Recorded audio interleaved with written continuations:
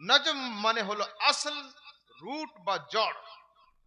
মুহাদ্দিসিনে কেরাম যখন কোনো হাদিসের সনদ খোঁজ করেন এবং খুঁজে যখন সেটা না পান, তখন লিখে দেন লা নজমা লাহু, আয় লা আসলা লাহু, এর আসল খুঁজে পাওয়া যাচ্ছে না। নজম মানে হলো তারা।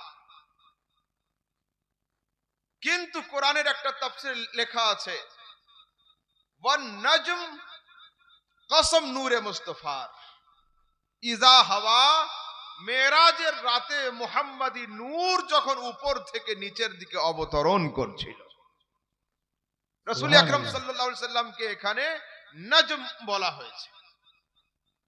বর্তমানে আমাদের সমাজে ইয়ং জেনারেশন এডুকেটেড ভাই, তারা সোশ্যাল মিডিয়াকে হাতে নিয়ে নিজেদের আকীদার উপরে ছুরি চালাতে তারা দেরি করছে না। সারা জীবন শুনে আসলাম, জেনে আসলাম, আপনি আমি সবাই জানি রাসূল সাল্লাল্লাহু আলাইহি সাল্লামের মেরাজ সশরীরে হয়েছিল। বর্তমানে সোশ্যাল মিডিয়া থেকে জানানো হচ্ছে যে না, এটা রাসূল সাল্লাল্লাহু আলাইহি সাল্লামের কেবলমাত্র একটা সুস্বপ্ন ছিল, তিনি কোনো জায়গাতে যান নাই। আসুন আমি আপনাদের বোঝাই। সকালবেলা চায়ের দোকানে 13 বছরের একটা ছেলে গিয়ে বলছে, গত রাতে আমি দিনাজপুর থেকে কলকাতা হেলিকপ্টারে গিয়েছিলাম, ওখান থেকে বাই ফ্লাইট আমি দিল্লি গিয়েছিলাম, দিল্লিতে গিয়ে 4 ঘন্টার জন্য মিটিং এ অ্যাটেন্ড করার পরে আবার রাতে বেলা ফিরে এসেছি। 13 বছরের ছেলে গল্প শোনাচ্ছে। চায়ের দোকানে একটা বয়স্ক চাচা ছিল, উনি বলছে চুপ কর, বকিস না বেশি। তখন বলছে চাচা রাগ করছো কেন, এটা আমি স্বপ্নে দেখছিলাম। আর কি উনি রাগ করবে না? কেন স্বপ্নে সম্ভব? মক্কার কাফের আবু জাহাল নরমাল কাফের ছিল না। আবু জাহালের নাম ছিল আবুল হেকাম, বুদ্ধিমান কাফের, জ্ঞান বিজ্ঞানের বাপ বলা হতো ওকে। ওর হাতে মক্কার বিচার ছিল। তো আবু জাহাল এত বোকা কাফেরের নাম নয়। যদি রাসূল দাবি করতেন আমি স্বপ্নে মেরাজে গিয়েছিলাম, আবু জাহাল দৌড়া দৌড়ি ছোটাছুটি করতো না। আবু জাহালের দৌড়া দৌড়ি ছোটাছুটি দেখে সারা দুনিয়ার মানুষ জেনে গিয়েছে রাসূল স্বপ্নের কথা বয়ান করেন নাই, সশরীরে মেরাজে যাওয়ার কথা বয়ান করেছে। সুবহানাল্লাহ। আবু জাহেলের দৌড় দেখে বুঝে নিয়েছি আমরা, কেন যদি স্বপ্নের ঘটনা হতো তো আবু জাহেল এত ছুটতো না, কেন স্বপ্নে সবকিছু সম্ভব। আসুন আরেকটা উদাহরণ।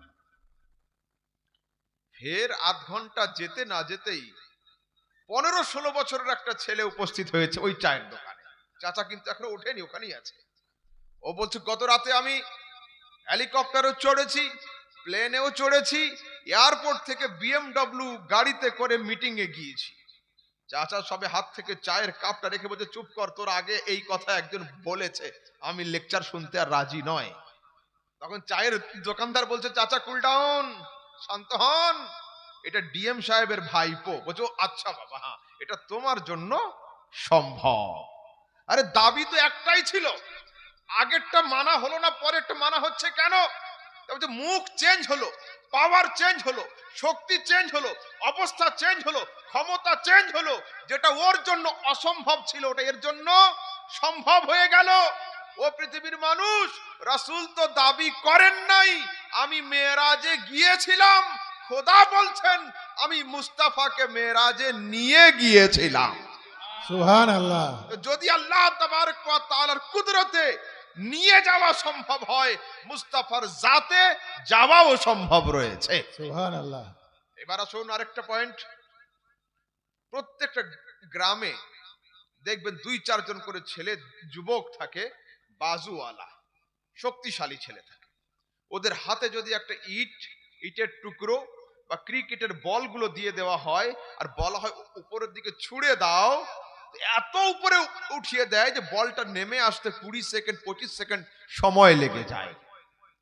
কিন্তু ওই শক্তিশালী ছেলের হাতে যদি একটা কাগজের টুকরো ছিঁড়ে দিয়ে দেওয়া হয়, যে বলটাকে তুমি তো 70 মিটার উপরে তুললে, এই কাগজের পাতাটা তুমি 7 মিটার উপরে তোলো, যদি খুব জোরে ছোড়ে হাতের শিরা কেটে যাওয়ার ভয় থাকতে পারে, কিন্তু কাগজের পাতা উঠবে না। জিনিসকে দূরে পাঠাতে গেলে জিনিসের ওজন থাকতে হবে, ওজনদার জিনিস না হলে দূরে যাবে না। দুনিয়াতে আমরা হলাম বিনা ওজনের, পয়গম্বরদের জামাত হলো ওজনওয়ালা। হযরতে মূসার ওজন ছিল, হযরতে ঈসারও ওজন ছিল, মুস্তাফারও ওজন ছিল। হযরতে মূসা আপন ওজন অনুযায়ী তিনি দূর পর্যন্ত গিয়ে থেমে গিয়েছেন। হযরতে ঈসার ওজন আরেকটু ভারী ছিল, হযরতে ঈসা চতুর্থ আসমানে গিয়ে থেমে গিয়েছেন। আর মুস্তাফার ওজন সবচাইতে ভারী ছিল, মাকান পার করে লামাকানে পৌঁছে গিয়েছে। সুবহানাল্লাহ। যার যেমন ওজন থাকে ও অত দূর পর্যন্ত যায়।